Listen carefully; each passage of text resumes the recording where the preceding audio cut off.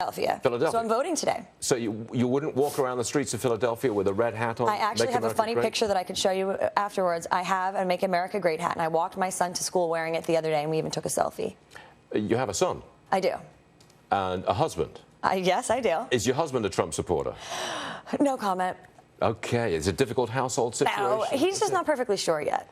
Not perfectly sure. He's a Republican? Oh, gosh. Oh, he's not here. I am. I am a Republican. I am voting for Trump. Yeah, my husband's in the office. He's the CEO. Hi, honey. I'm just trying to stir things up for when you get home. Please. That's all I'm doing here. Stir, stir, stir. But So, he's supportive of me. How's that? Okay, if it's Trump versus Hillary, you're still for Trump. You got it. If it's Trump versus Bernie, you're for Trump. I am burned out. If it was Cruz as the Republican candidate, would you vote for him? Nope. So it's Trump or nobody? Yeah. All right, Erin, you made your point. You got an extra 3 minutes on this show. Wow. Do you realize that? Well, thank you for having me. Let's do it again. You're welcome. Okay, Erin Elmore, thanks very much for joining us. Thanks for having me. All right. He's just upset because they're not the ones in control of the situation. Donald Trump is reaching out directly to the American people. That's why he's so successful. I spent a lot of time with Ivanka on the campaign trail, and she always said this about her father. Unlike other politicians, specifically Hillary Clinton, he is not beholden to special interest. His special interest is the American people. Such Fair a enough. softie. I mean, I just set that up. I think 9.5 is pretty good. And, you know, what I like most is he started off really strong. He said, my first big political speech was right here in 2011. And he got such a good response then, 10 out of 10 then.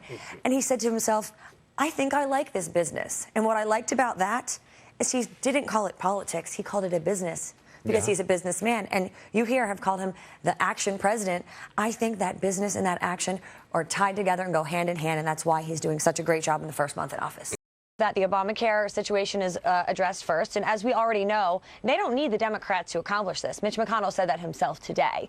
And after that, it's tax reform, because as you said, this needs to be taken care of way before we even start thinking about those midterm elections. It has to get done because it's going to ruffle a lot of feathers. This tax code has been around for a very long time and is very antiquated, and it's extremely problematic. So it's something that has to be tackled, and has to be tackled soon. Yeah, you're this family and how close you are with Ivanka.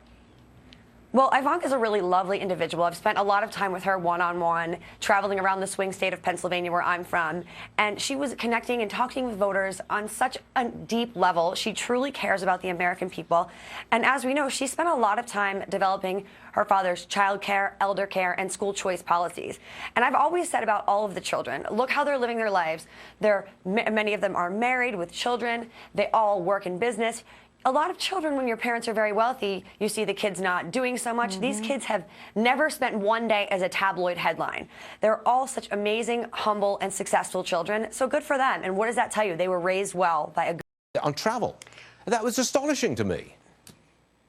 I saw some similar polls as well. And as we know, going through the election, not one poll was in favor of Donald Trump. So I bet you these numbers are even higher than the polls are showing, because historically, Republicans and conservatives don't participate in polls. So this just shows you that he has the support of the American people behind him. Was never demeaning to me. He treated me with such decorum and respect. Look at his daughter. She's part of the Trump Organization. Such a class act, but also treated with such respect. He has so many women in high-ranking positions and has for 30, 40 years. So to say that he isn't good to women or any other minority group, I've never seen that. He was nothing but a gentleman and a class act to me. For Julie, but also of Nancy Pelosi to say it. Irresponsible. It's slander. Let's talk about Nancy Pelosi for a second. She has the honor and the distinction of being the most well-known, yet least liked person in, the Senate and the leadership. And that's coming from pollsters. The Democrats have called her a disgrace. She has flip-flopped on her stance on whether it's Obamacare or the economy. All she's doing is pandering to her political leftist out in California. For her, there is no credibility here. She's not fair. She's not balanced. And Julie, aren't you worried about your own? In that regard, it's just about what he's going to do for the country and job creation. All Hillary Clinton wants to do is falsely increase the minimum wage. That does nothing for our country. It doesn't create jobs. And the looser borders that she's going to create is actually going to reduce wages. So there's just no possible way that these numbers are adding up for the Democrats. All right, so Trump surrogate and RNC deputy press secretary. So you heard it. I want your response. You're a Trump lady. Tell us.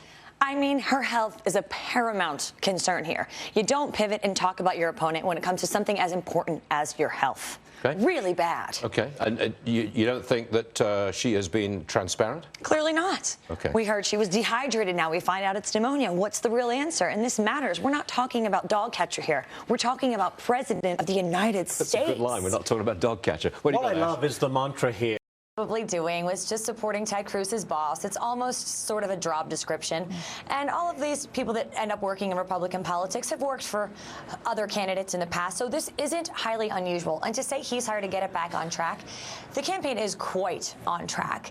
Jason's just another asset to the team. Hope Hicks has her hands full. She's very, very busy. And he's just another asset and another member of the team. So it is certainly on track. He's just propelling the movement forward. I don't think it's a big deal at all. First of all, she's not running for office. Second of all, the very speech that they're saying she plagiarized, Michelle Obama also had that same criticism. They say that an author by the name of Saul Alinsky, he was plagiarized. So let's be careful who we point the finger at.